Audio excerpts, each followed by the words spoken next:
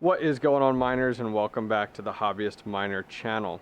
So tonight we're actually going to go ahead and dive into the number one question that I get asked on my channel, and it actually comes down to what is going on with your RX470s and why do they make 13 to 14 mega hash per RX470. So what we're going to do is we're going to go ahead and shut down our rig, because right now we're running 11 total Sapphire Nitro RX470s in this rig. The 12th is actually sent out for repair right now. And we're going to shut this down. We're going to pull one of those Sapphire Nitro RX470s. We're going to come over to HIVEOS here, and we're going to wipe our config. This is our test bench. We're running the EVGA 1060 6 gig. We're going to power that sucker down. And we're going to remove our flight sheet, we're going to remove our overclocks, and we're going to start from the bare bone, show you guys exactly how I'm configuring everything, and then we're going to talk about the BIOS of the RX 470. Before we go ahead and jump into this and get everything done, I want to let you guys know and remind you that we did go ahead and start up our very first brand new Hobbyist Miner Discord channel. It's starting to grow a decent amount per day. We got a lot of conversation going on over there, as well as a ton of sub channels. And I'm in there every day chatting with the community. So if you guys want to check it out, I'll put a link directly down below. Well, let's go ahead and get this RX 470 installed. Alrighty, so first thing we're going to do is we powered down our test bench. We're going to uninstall the EVGA Geforce GTX 1060. It has been mining Ethereum. So we did power it down. So let's go ahead and unplug here. Undo our DVI. Let's pop out our card. Perfect. So if you guys haven't seen videos, I do have a video on this card going over the mining hash rate of it. Go ahead, I'll put a link in the description below, so go ahead and check that out. Alright, so now let's go ahead and jump over to our big rig. Okay, so we just went ahead and powered this down, but our HP power supplies are still up and running, so we do have to power them off. Gets a lot quieter, doesn't it? And then also, always a good rule of thumb, power off your ATX power supply, which is good. Okay, cool. So everything is shut down. To make things easier, we are going to pull this card right here on the very end, just to make it easier to reinstall later as needed. So let me go ahead. Oh, sorry about the focus there. Let me go ahead and kill the video, uninstall that, and we'll get it installed right over here on our test bench. All right, so we uninstalled the card. Gives you a little more visibility down into our rig, what's going on inside there. We had our one 8-pin here going into the card. We have a 6-pin going into the riser, and also our USB-A 3.0 going into the riser. Here's the riser that we are using. This is the GPU riser, the latest of ones, which are the white ones there. You can actually see gpurisers.com on there, which is pretty cool. Okay, so let's head over and grab our card. We don't have to take off our GPU hanger. If you guys are interested in these, I'll put a link down below. These are made by the guys over at Misfits Mining. We don't have to take this off because we can access the DVI port here, so we'll be good. But this is our Sapphire Nitro RX470 that we will be working on today.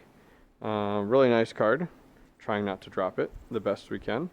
So let's go ahead and get this installed, and then we'll get it powered up. Alrighty, so I think we'll fit here okay with the bracket on. Nope, I am absolutely wrong. So I do need to take this bracket off. It does have a screw hole right here that we can undo, and then this whole thing will come off. So let me go ahead and do that, and I'll be back in just a minute. Okay, round two. Let's go ahead and get this installed in our test bench.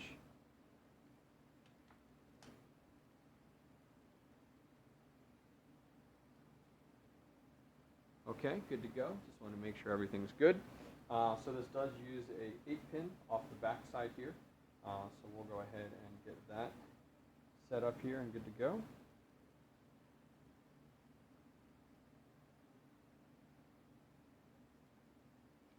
Alrighty. And we're ready for our DVI.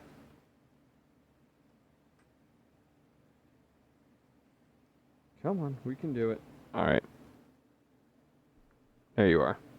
I was trying to figure out what side we were on. Perfect. There we go. Nothing special. Okay, cool. So there's our Sapphire Nitro installed and good to go in our test bench. Let's go ahead and power this on, and which our lovely little handy dandy power switch out of our HP case. And then after it's powered on, let's go ahead and jump over to HIVEOS and take a look at our Mighty Mouse rig. Ooh, fancy. All right, let's jump over to the computer.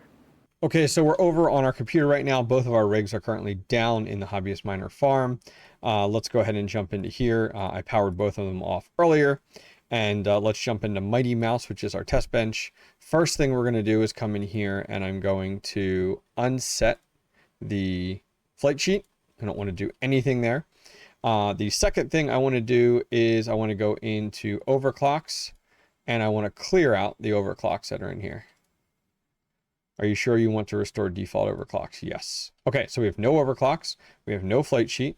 We're going to wait for everything to update up top here. And then we should be good to go. And so let's go ahead and give it a minute. And then we'll be able to jump in. So stand by. Okay, guys, so we are loaded directly into HIVEOS now. So our next step is to go ahead. Let's take a look here. So we're running the Radeon RX470 4 gig. It's the Sapphire. And we are running the El Padilla memory in this one.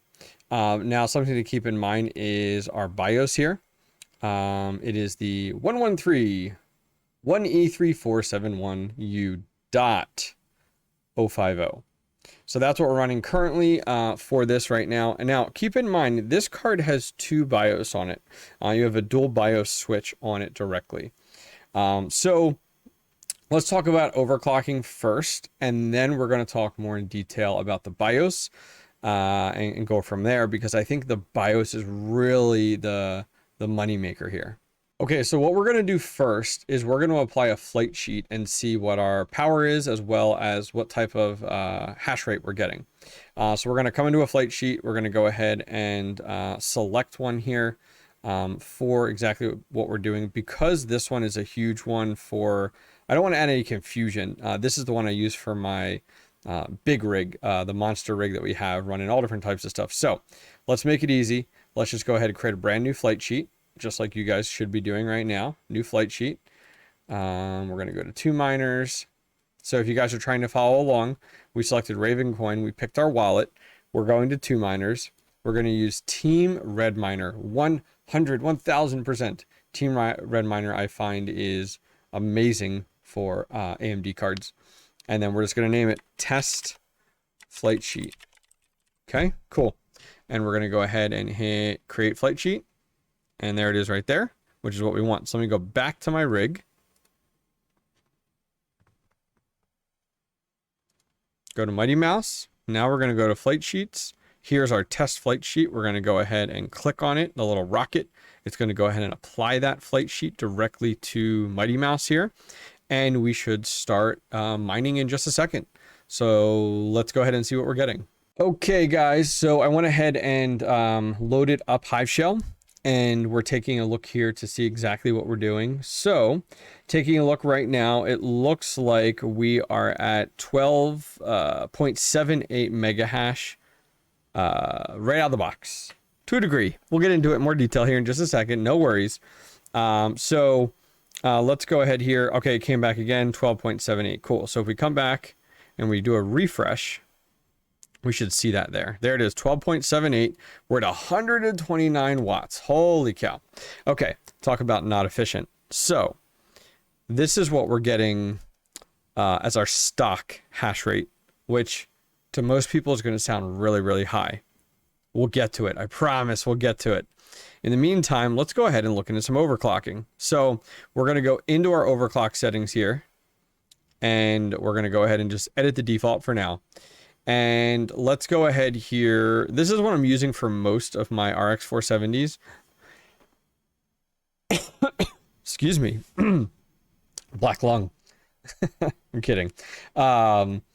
So we're going to go ahead and select, we're going to do 1100 in there for there. We're going to do our core state of 1.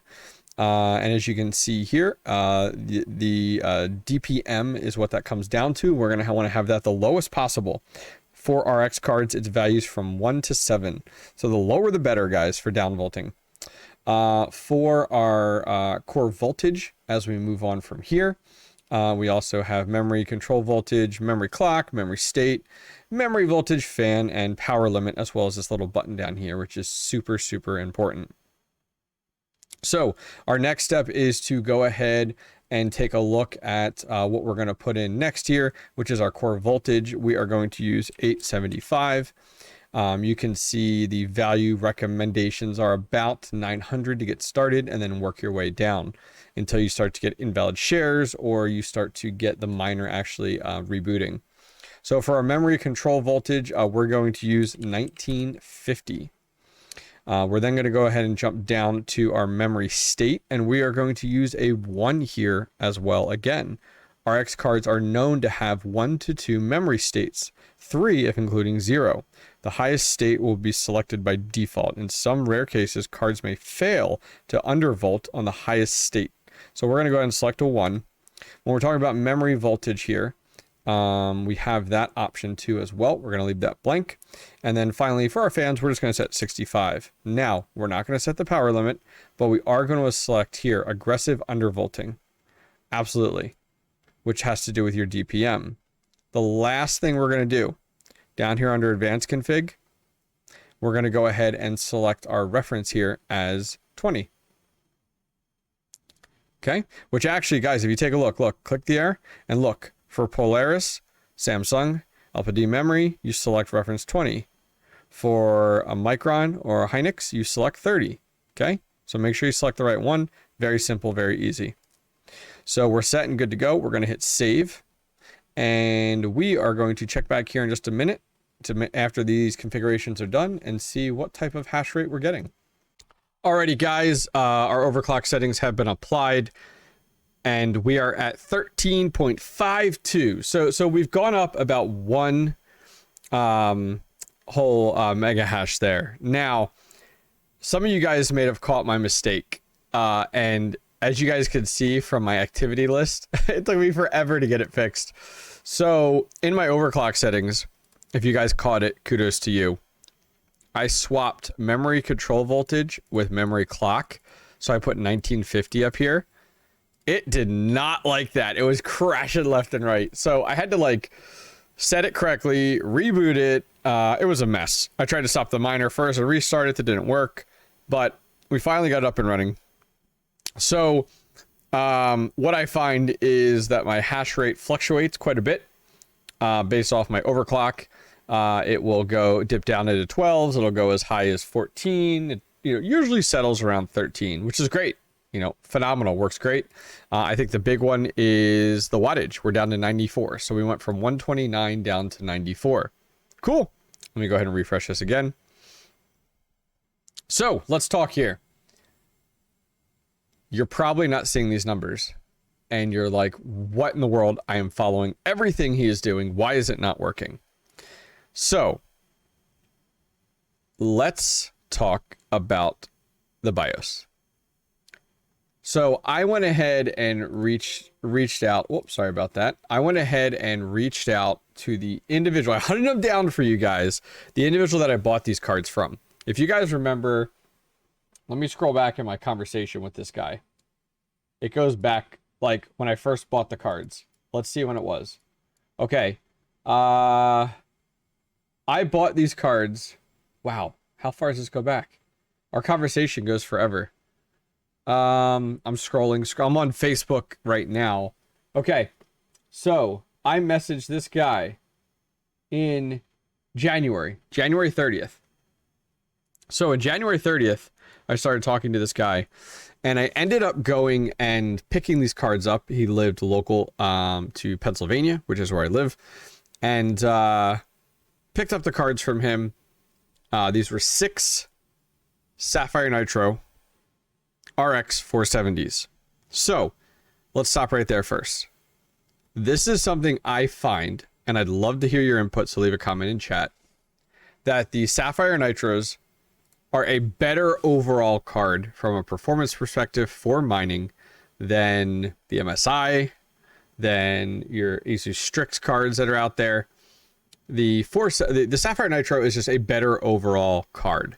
It just seems to support mining significantly better. I think it's the architecture involved as well. It could also be the memory. Anyways, talking with him and looking back at my conversation, he let me know, I chatted with him recently within the last week because I wanted to get these details for you guys. He let me know that the BIOS had been edited. So there is a different ROM. So to give you guys an idea, you have a BIOS, okay? And the BIOS is like the foundation of these cards. It's the instructions that these cards have. And it was edited. Apparently he worked with a close friend who did all the BIOS configurations for his mining setup. He had a big mining setup. He sold it back in January when everything was getting sold. He sold some of it to me. He had a boatload of cards. He had a friend of his that did all the BIOS configs. And he reached out to the friend. The friend let me know, yes, the BIOS are adjusted on these cards. The individual used the Polaris BIOS Editor Pro and went in and tweaked these. So if I go in and take a look on Google, we could see that we have a few different things here. So on GitHub, there's the Polaris BIOS Editor. Don't ask me how to use this. This is like over my head. I am not skilled in editing the BIOS quite yet. I'd love to get to the point where I could, but we're not there yet. So this is unknown territory to me. Do not go down this route if you're a beginner. Consult somebody that's more knowledgeable. A few people have reached out to me in the past within the mining community and that I know and have offered to kind of walk me through it. So that'll be a future video we put out. There's also this site, which looks like it's straight out of 1995. Polaris BIOS Editor. You can download it directly, and it gives you more information. But got to remember, this is outside my wheelhouse. So what that means is right here that my BIOS is different than yours. So I'm going to go ahead and download the VBIOS.